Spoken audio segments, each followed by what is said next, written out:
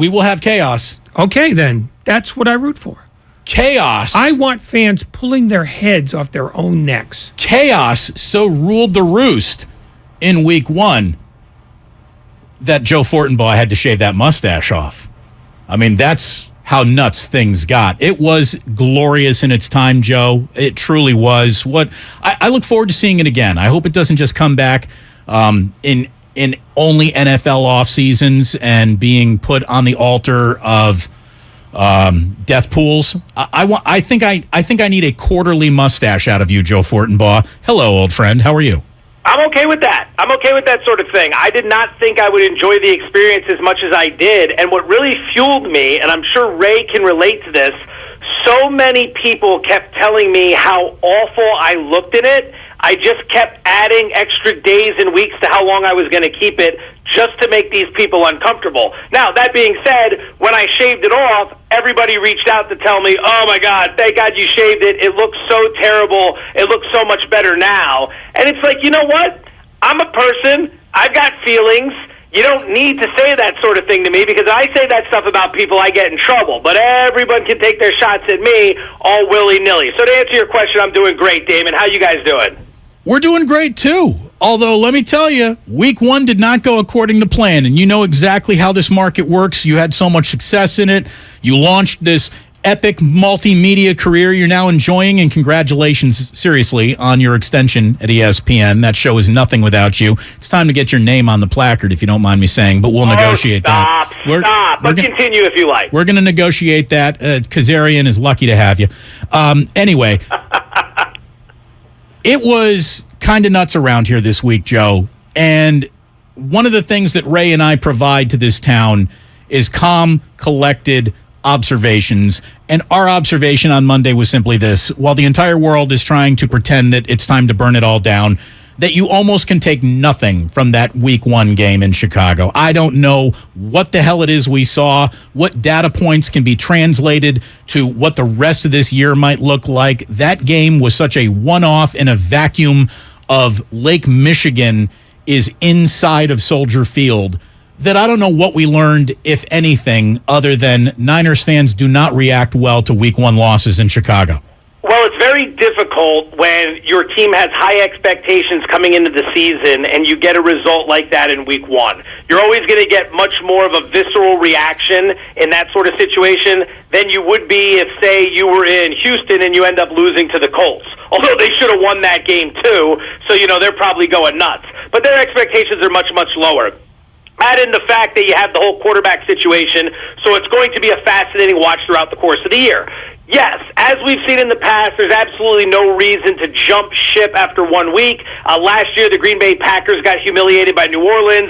They had no problem cruising through the regular season. They lose in the playoffs like they do every single year, seemingly to San Francisco, so that's another problem for them. But 1 week does not a season make. Now, I will say this. Coming out of that game, there are a handful of things, though, you want to keep your eye on moving forward. I know a lot of the heat falls on Lance. A ton of it falls on Shanahan. Shanahan did, yet again, in a spot, a very poor performance of having his team ready and got thoroughly outcoached in the second half of that game. So that's number 1. Number 2, defense. 2 to 3 major breakdowns with some key penalties in there. They can go ahead and take their licks. That's one of the worst offenses in the NFL. They're playing in the rain just like you are. So the fact that you're out there giving up almost 20 points in that game, shame on you. Number 3, hey, Debo, from what I understand, you wanted to get paid. You fumbled heading into the end zone at the beginning of the game. Teams like Chicago, if you step on them early, they'll quit and they'll go away. The Niners' biggest problem was they didn't finish them off, and that was because of 2 things. Debo fumbling early in the game and then settling for the field goal to start the second half. Those were 2 spots where you could send the message early. The Niners failed to do it. Go back to the drawing table, take care of Seattle this weekend, and you'll be fine. But that loss, when you're talking about only one team getting a bye, could come back to haunt you down the stretch.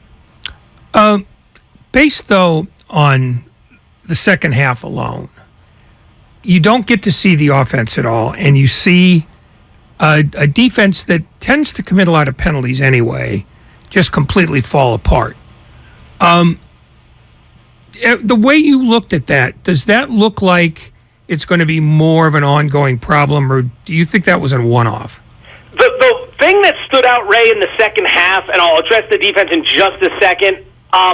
Late in that game, and anybody gambling on that game understands this, because these are the things we're all looking for, especially if you have the Niners, was the fact that they kept huddling up, taking so much time to snap the damn ball when they were down late. Running a 4-minute drill. That's a sign of an issue with the quarterback, or it's the communication system, or whatever. But when they needed to move fast, they were not able to do it. Lance is huddling him up. He's looking at his wrist. He's trying to figure out the play. It's taking too long. That was a bit of a problem. He's a young quarterback, but you got to be able to execute in those spots. And again, that comes back to coaching. For the defense, it looked like a couple of busted plays. That sort of thing can happen from time to time. That would be the one unit I wouldn't be too worried about right now. But those weren't guys that slipped and fell in the rain. Those were just wide open busted plays. So to your point, yeah, I mean, that secondary here and there has been an issue. If the Niners do not generate the consistent pass rush year in and year out, game in and game out, the secondary has tended to get exposed over the last few seasons. Joe Fortenbaugh. Good to be back with the Billions here on 95.7 The Game. Uptick coming at some point, I can promise you that. We'll see. Maybe we earn it, maybe we don't. You have to stick around to the end of the interview and find out. Seahawks, Niners. The number, Joe, is San Francisco minus 8.5. That's what I'm looking at here right now. Do you like that number? All right, the first thing I'm going to do is tease to later in this interview because I do have some good bets for you this weekend. This one right here, I haven't done anything with it yet. The Niners fall right into that 6-point teaser range. For those who know what a teaser is, you get 6 points to influence the point spread however you want. So the Niners are an 8.5-point favorite. You can tease them down 6 points to 2.5, and then you only need to win by 3. The catch to that bet is you need to have 2 teams involved. So you do it with them, and maybe you do it with Green Bay against Chicago. You tease them from 10 down to 4. So that's the first thing that stands out to me. But again, I'm seeing weather reports that it's supposed to be raining in the Bay for the game this weekend. So now that I know how the Niners play in the rain, I'm not exactly running to the sports book to put money on them scoring enough points to get past somebody else. Short week for Seattle.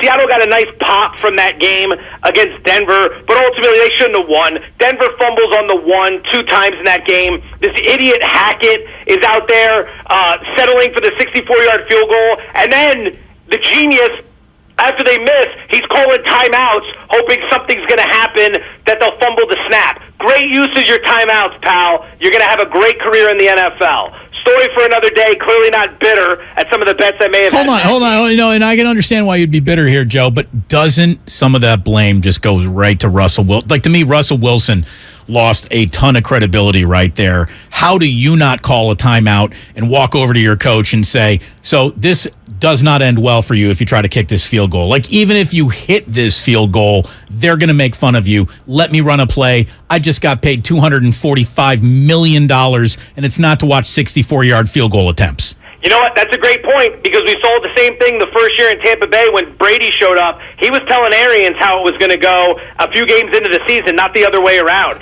Arians was trying to play too vertical of a passing attack, and Brady just didn't have the arm for it anymore. Brady's going to eat you up underneath with a lot of crossing routes, a lot of pick plays, a lot of dink and dunk here and there. So he had to exert that. You know what? Wilson's got the credibility to do that against a guy who's never coached it down in the NFL in his life. So you're right. Russ should just take the timeout and go to the sidelines. What's going to happen? The guy's going to discipline him? He made the right decision. That's how it's going to go. You pay the guy the money to come in and make the plays, not the other way around. So you're right. Russ could have stepped up and tried to win that game, but he was nice enough afterwards to do the interview where he did all the plugs for all the endorsements he had. It was a very strange interview. Very strange interview. I don't even know where this question was. Oh, yeah, so right now, I would not play the game. I'd probably maybe look to the under, but I got nothing with the Niners. I think they should win this game. The defense should be fine. I mean, if it's in the rain, I don't know. The Mitchell injury hurts a little bit. Trey Lance should continue to run. I think he should have been running more in the first half than he was. Use the legs. Like, that's the thing. If it's raining and you can't throw, get out and be an athlete, son. That's why you're here. That's why you were drafted 3rd overall.